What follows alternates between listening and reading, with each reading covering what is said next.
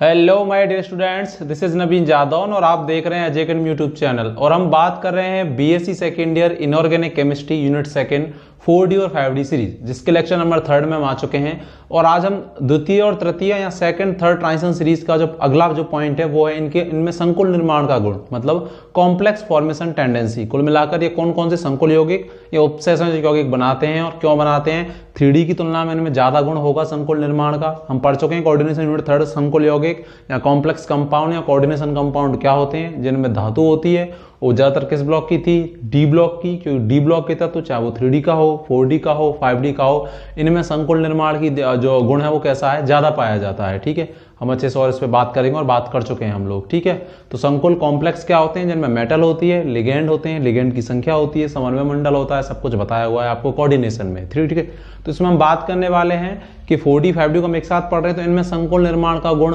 कैसे पाया जाता है और इसमें हम एग्जाम्पल लेंगे। आपको एग्जाम में कैसे क्वेश्चन आएगा? आपको एग्जाम में क्वेश्चन आएगा कि 4D 5D या सेकेंड थर्ड ट्रांजिशन सीरीज में संकुल निर्माण या कॉम्प्लेक्स फॉर्मेशन टेंडेंसी का गुण समझाइए उदाहरण सहित विद एग्जाम्पल। ठीक है, तो अपन 2 एग्जाम्पल लेंगे, आपको वही याद रखने हैं अच्छे से। उनमें क्या संकरण होगा, संकुल में हमको संकरण भी देखना है, हाइब्रिडाइजेशन क्या होगा, उनकी शेप क्या होगी, सारे कुछ हम लोगों को क्या करनी है, बात करनी है उसमें।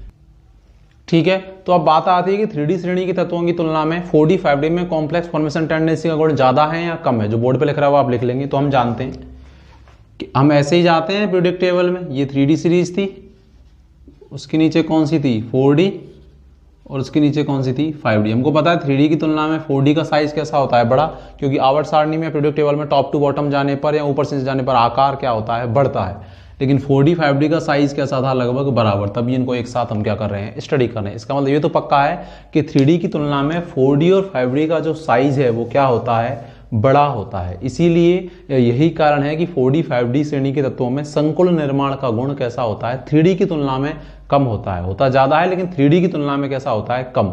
इसीलिए इसके संकुल 3D की तुलना में कम बनते हैं। रीजन क्या है कि इनका आकार क्या होता है, बड़ा। और अगर आकार बड़ा होगा तो लिगेंड क्या ज्यादा नहीं जुड़ पाते हैं, और अगर नहीं जुड़ पाएंगे लिगेंड तो संकुल निर्माण का गुण कैसा होगा, कम होगा। मैंने बोर्ड पे भी यही लिखा है। प्रथम संक्रमण श्रेणी 3D के तत्वों की भांति इनमें भी संकुल निर्माण या उपसंयोजक यौगिक बनाने का गुण पाया जाता है, लेकिन 3D की तुलना में इनमें संकुल निर्माण का गुण कम पाया जाता है, जिसका कारण 3D तत्वों की तुलना में 4D व 5D श्रेणी के तत्वों का बड़ा आकार है या होना है। ठीक है, इसमें अगला पॉइंट क्या लिखेंगे कि ये समन्वय संख्या कौन, ये कौन, 4D और 5D वाले समन्वय संख्या 4 व 6 में संकुल बनाते हैं या ज्यादातर संकुल बनाते हैं, संकुलों का निर्माण करते हैं, निर्माण करते हैं। ठीक है, समन्वय संख्या 4 में और 6 में। इट मींस यहाँ तो 4 एक दंतुक लिगेंड जुड़े होंगे, मतलब यहाँ तो 4 कोऑर्डिनेशन बॉन्ड बनाएंगे। इसका मतलब हम जानते हैं यहाँ 6 कोऑर्डिनेशन बॉन्ड बनाएंगे या उपसंयोजक बंध बनाएंगे। ठीक है, इनमें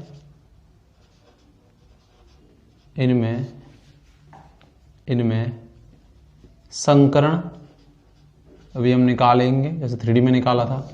हाइब्रिडाइजेशन, ज्यामिति, संकुल की क्या ज्यामिति होगी, व चुंबकीय गुणों को प्रदर्शित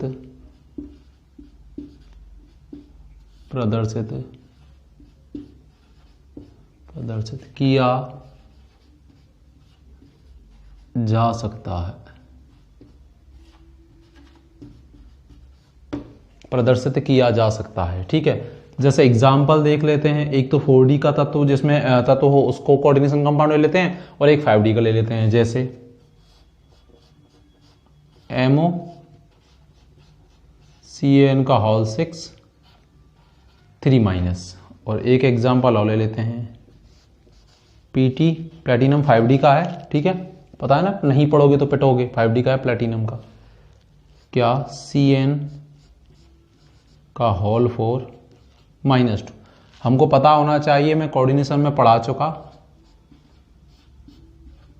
कि जो 4D और 5D के जो एलिमेंट होते हैं, जो तत्व होते हैं, उनके साथ कोई भी लिगेंड हो, इसको लिगेंड बोलते हैं, कोई भी लिगेंड कैसा होता है, हमेशा कैसा व्यवहार करता है, स्ट्रॉन्ग लिगेंड का व्यवहार करता है, मतलब प्रबल लिगेंड का।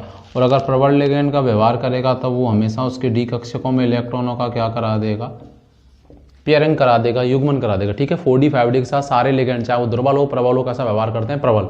और CN तो वैसे भी प्रबल लिगेंड होता है, स्ट्रॉन्ग लिगेंड। और प्रबल लिगेंड कौन होते हैं, जो डी कक्षकों में इलेक्ट्रॉनों का क्या करा दें, युग्मन करा दें।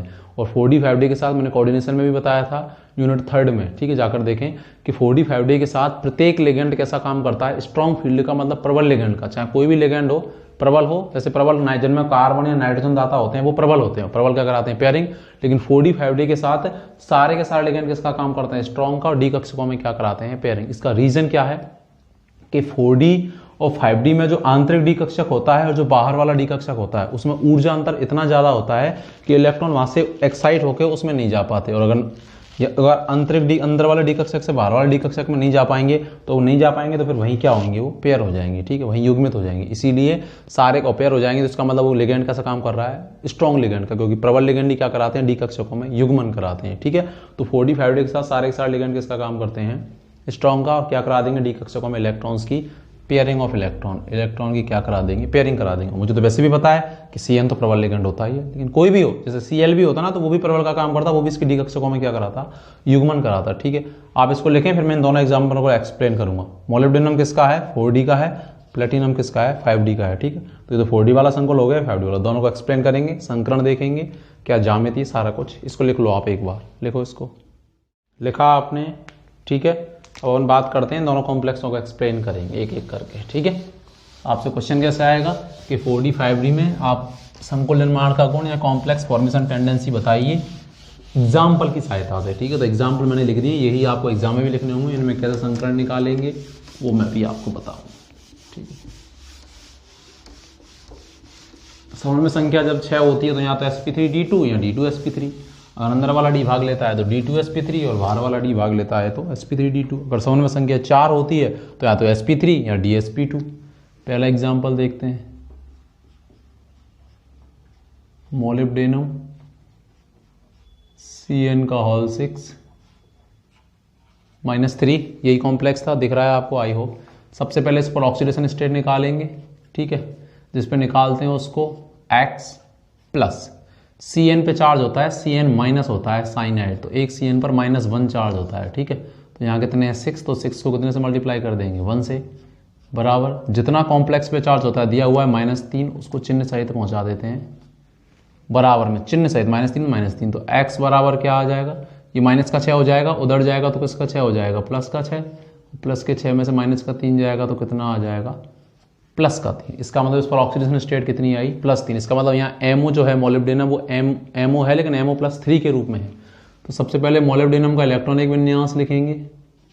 मोलिब्डेनम का इलेक्ट्रॉनिक विन्यास लिखने के लिए हमको उसका एटॉमिक नंबर पता होना चाहिए, 42 पता होगा आप लोगों को। नायोबियम मोलिब्डेनम, सबसे पहले Triumf 39, zirconium 40, niobium 41, molybdenum. Chromium में 18 जोड़ दो तो 42 आ जाएगा। ठीक है, क्रोमियम के नीचे आता है क्रोमियम 3D का, उसके नीचे मोलिब्डेनम ही आता है, क्रोमावो मैंने बताया था। कैसे लिखेंगे, क्रिप्टॉन। आई होप आपको इलेक्ट्रॉनिक विन्यास आना चाहिए, मैं पढ़ा चुका, नहीं पढ़ाया तो जाके देखें, पिछले लेक्चर में अच्छे से बता चुका हूँ। क्रिप्टॉन 36। ठीक है, कितने नंबर की नोबल गैस है, 4 नंबर की, तो एस क्या आएगा अगला 5s। डी जितने नंबर की अक्रिय गैस है उतना आएगा डी, और पी भी क्या आएगा, अक्रिय गैस से एक ज़्यादा नोबल गैस है। ठीक है, इसीलिए 5s, 5 पे डी क्या आएगा 4d। पहले 5s में जाएंगे इलेक्ट्रॉन, 5s2, और ये क्या आएगा 5, 36 और ये क्या हो गया 41 और 2 43, तो एस में कितना जाएगा 1, क्योंकि हाफ फील्ड ज़्यादा स्टेबल होता है तो एस का एक इलेक्ट्रॉन कहाँ जाएगा, डी में। ठीक है, तो 4d5 5s1, वैसे होना तो क्या चाहिए था 4d4 5s2, लेकिन एक इलेक्ट्रॉन इधर जाएगा क्योंकि d5 एक हाफ फील्ड कॉन्फिगरेशन हो, 5p क्या रहेगा 0। ये तो मोलिब्डेनम का, लेकिन मोलिब्डेनम यहाँ मोलिब्डेनम के रूप में है, MO+3 के रूप में है, MO+3 के रूप में है। इसका मतलब 3 इलेक्ट्रॉन प्लस कब आता है, जब इलेक्ट्रॉन निकल जाते हैं, तो 3 इलेक्ट्रॉन निकलेंगे, क्योंकि यहाँ MO नहीं है, MO+3 के रूप में है, ऑक्सीडेशन स्टेट +3 है। तो क्या इलेक्ट्रॉनिक विन्यास बनेगा, क्रिप्टॉन 36, एक तो एस में से चला जाएगा और 2 डी में से चले जाएंगे, तो क्या हो जाएगा 4d3 5s0 5p0, ये है इलेक्ट्रॉनिक कन्वीनियंस MO+3 का। MO का ये था, +3 का मतलब एक इलेक्ट्रॉन यहाँ से, दो इलेक्ट्रॉन यहाँ से, पहले S में से निकलेंगे तो एक है। वैसे तो 5s2 4d4 था, लेकिन d5s1 जैसे क्रोमियम में हुआ वैसे, क्योंकि half field is more stable. ठीक है, बताया था मैंने अच्छे से। आप BSc फर्स्ट ईयर की जाके वीडियो देखेंगे तो वहाँ और अच्छे से आपको समझ में आएगा। फर्स्ट ईयर की वीडियो मेरे चैनल पे है। ठीक है, अब इनको हम कैसे बना सकते हैं, देखो डी में कितने ऑर्बिटल होते हैं, 1 2 3 4 5 ऑर्बिटल होते हैं। एस में कितना होता है, 1 ऑर्बिटल। पी चाहे कोई सा भी पी हो, कितने कक्षक होते हैं, 3। ये तो क्या है 4d3, ये क्या है 5s0 5p0। डी में कितने हैं, 3 हैं, तो 1 2 3 एक एक करके बढ़ेंगे तीनों को। अब मेरे पास CN कितने हैं, 6 हैं, तो 3 कक्षक तो यहाँ उपलब्ध हो गए, क्योंकि कोऑर्डिनेशन बॉन्ड बनाएगा। कोऑर्डिनेशन बॉन्ड का मतलब दोनों इलेक्ट्रॉन एक ही जब परमाणु या समूह देता है तो उसको उपसय संयोजक बंध कहते हैं। तो CN minus CN minus CN minus, 3 तो यहाँ दे देगा, एक यहाँ कोऑर्डिनेशन बॉन्ड दोनों इलेक्ट्रॉन, उसी को कोऑर्डिनेशन बॉन्ड बोलते हैं, जिसमें एक ही परमाणु या समूह दोनों इलेक्ट्रॉन देता है। तो 4 CN तो गए, कितने और बच गए, 2, तो एक यहाँ दे देगा और एक यहाँ दे देगा, CN माइनस। ठीक है, दोनों इलेक्ट्रॉन। तो अब मुझे डी में युग्मन कराने की जरूरत पड़ी क्या, नहीं पड़ी, क्योंकि ऑलरेडी मेरे पास 2 डी खाली थे, तो 3 यहाँ SP में दे दी। और पहली बात कभी भी याद रखना, हमेशा जो युग्मन या जो पेयरिंग चालू होती है वो हमेशा D4 से होती है। ठीक है, D3 D1 D2 D3 में कभी भी ऐसे D3 को आप ऐसे नहीं लिख सकते, जैसे ये D5 था 3 4 के, भैया 2 यहाँ लिख दिए, 1 यहाँ लिख दिए, नहीं। हमेशा जो पेयरिंग है वो युग्मन है वो D4 से चालू होता है। D3 को आप ऐसे ही भरेंगे। ठीक है, क्योंकि हाईली स्टेबल होता है। क्यों, क्योंकि डी कक्षक 2 प्रकार के होते हैं, एक तो T2G 3 और 2 होते हैं EG। तो तीनों में एक एक इलेक्ट्रॉन आ जाता है। इसका मतलब यहाँ जो 3 इलेक्ट्रॉन आ रहे हैं T2G में आ रहे हैं। 2 प्रकार के होते हैं, T2G और EG, 3 ऐसे और 2 ऐसे। इसीलिए हमेशा जो युग्मन है, जो पेयरिंग है, वो कहाँ से चालू करते हैं हम लोग, D4 से चालू करते हैं। जरूरत भी नहीं पड़ रही, यहाँ पे 2 डी खाली है, तो 3 तो P ने भाग लिया, 1 S ने और 2 D ने। और D कौन सा, अंदर वाला D, तो क्या हाइब्रिडाइजेशन हो जाएगा, D2sp3। ये क्या हो जाएगा, इसका संकरण है। प्रत्येक उपसय संयोजक बंध भी क्या होता है, सिग्मा बंध होता है। तो टोटल कितने बन रहे हैं, 6। 3 तो P की वजह से, 1 S की वजह से और 2 D की वजह से, इसीलिए D2sp3। और मुझे पता है कि D2sp3 की जो ज्योमेट्री है वो कैसी होती है, ऑक्टाहेड्रल। ठीक है, ऑक्टाहेड्रल को हम बना भी सकते हैं कैसे, बीच में मेटल आयन, ये एक बॉन्ड ऐसे, एक बॉन्ड ऐसे, एक CN को यहाँ लगा दो, एक CN को यहाँ, एक CN को यहाँ, एक CN को यहाँ, एक CN को यहाँ,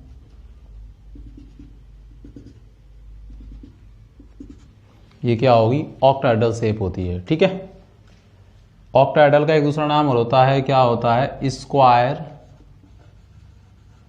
बाइपिरामिडल।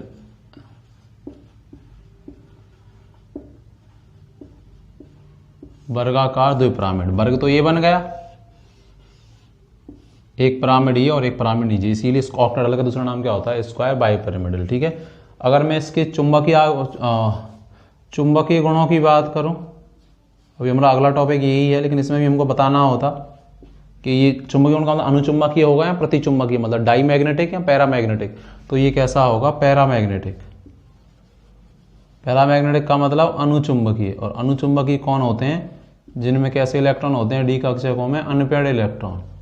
और इसके पास अनपेयर्ड इलेक्ट्रॉन है यस, देखो डी में एक एक, अनपेयर्ड का मतलब एक इलेक्ट्रॉन होता है डी कक्षक में, एक कक्षक में एक, तो वो अगर एक भी है तो वो कैसा होगा, पैरामैग्नेटिक अनुचुंबकीय। ठीक है, तो इस कंपाउंड के बारे में हमने सारी बातें कर ली हैं। आपको एग्जाम में बिल्कुल हूबहू ऐसे ही रिप्रेजेंट करना है।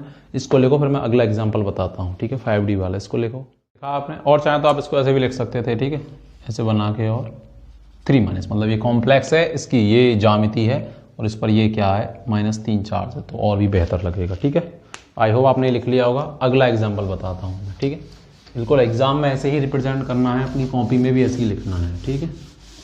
और आप निकाल सकते हैं। और आप समझ गए कैसे निकालते हैं तो आप एग्जाम्पल अपने मन से भी बना सकते हैं, लेकिन आपको जो मैं बता रहा हूँ वही याद रखने हैं और ऐसे के ऐसे ही लिखना है। ठीक है दोस्तों, देखो अगला सेकेंड एग्जाम्पल क्या था अपना, प्लेटिनम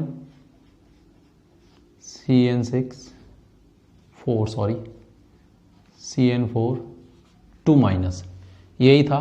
सबसे पहले वही ऑक्सीडेशन स्टेट निकालेंगे प्लेटिनम पे, ऑक्सीकरण अवस्था जिसमें निकालते हैं उसको X प्लस एक CN पे -1 चार्ज, तो 4 से मल्टीप्लाई क्योंकि 4 है बराबर, कॉम्प्लेक्स पे जितना चार्ज होता है उसको चिन्ह सहित तो -2 चिन्ह सहित, तो X बराबर क्या आ जाएगा, ये -4 हो जाएगा, उधर जाएगा तो क्या हो जाएगा +4, प्लस के 4 में से -2 जाएंगे तो क्या आ जाएगा +2। इसका मतलब प्लेटिनम पर यहाँ जो ऑक्सीकरण अवस्था है वो क्या है, +2 है।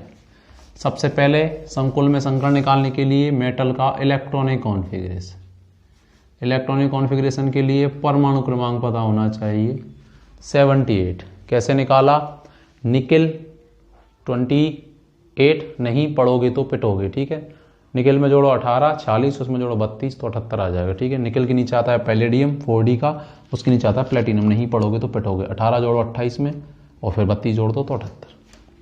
कैसे लिखेंगे इलेक्ट्रॉनिक कॉन्फ़िगरेशन, आई होप आपको आना चाहिए, मैं समय खराब नहीं करूँगा।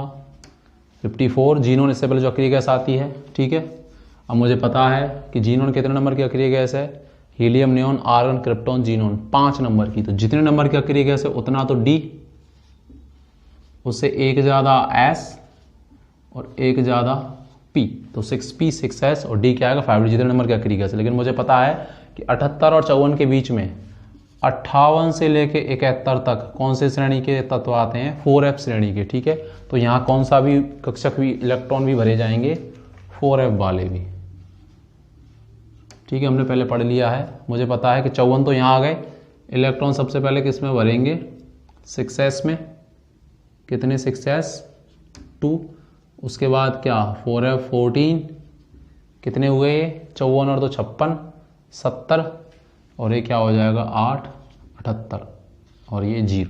लेकिन ऐसा होता है क्या, नहीं, D9 हो जाता है यहाँ पे। ठीक है, प्लेटिनम भी अपवाद था, D9 और S1। ठीक है, D9S1, ये निकल के नीचे PD भी अपवाद था, उसमें D10 था पैलेडियम में, इसमें D9 है। ठीक है, मैंने बताया था, अच्छे से याद रखना, प्रतियोगी परीक्षाओं में भी आता है। ठीक है, तो D9S1। अब यहाँ प्लेटिनम क्या है, +2 है, तो इलेक्ट्रॉनिक कॉन्फ़िगरेशन क्या आ जाएगा, जीनोन 54 4F 14, एक इलेक्ट्रॉन वहाँ से गया, एक इलेक्ट्रॉन D से गया, तो 5D 8 6S 0 6P 0। संकरण में हमेशा आउटर सेल भाग लेगा, तो ये वाला भाग लेगा। ठीक है, 4F नहीं, ये 5D 6S और 6P। तो देखो ये तो पूर्ण पूरे तो, और अंदर भी ये 4F है, देखो n का मान 4 है, ये भाग लेगा, तो 5D। D में कितने कक्षक, 5 1 2 3 4। S की बात करूं कितने कक्षक, 1। P की बात करूं कितने कक्षक, 3। D में क्या है, पहले एक एक भरो, किसके नियम से, हुंड के नियम से, 3 4 5 6 7 8। ये क्या है 5D 8 6S 0 6P 0। ठीक है, अब यहाँ CN कितने हैं, 4 CN लिगेंड हैं, तो 3 तो P ये और एक S।